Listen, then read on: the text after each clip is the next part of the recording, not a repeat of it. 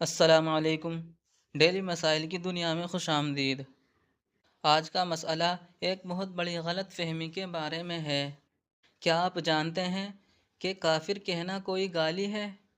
بہت سے لوگ سمجھتے ہیں کہ یہ لفظ کہنا کسی کی توہین کرنا یا گالی دینا ہے، لیکن حقیقت یہ ہے کہ کافر کا مطلب ہے انکار کرنے والا، کیونکہ انہوں نے دین حق اور اللہ کا انکار کیا ہے، اس لیے انہیں انکار کرنے والا یعنی کافر کہا جاتا ہے۔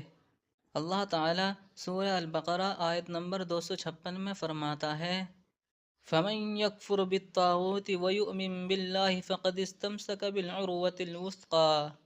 ترجمہ: جو طاغوت کا انکار کرے اور اللہ پر ایمان لائے، وہی ہے جس نے مضبوط رسی کو تھام لیا۔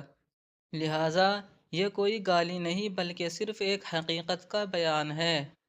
ایسی مزید ویڈیوز کے لیے KZ اسلامک GK کو سبسکرائب کریں۔ مجھے دیجیے اجازت، تب تک کے لیے اللہ حافظ۔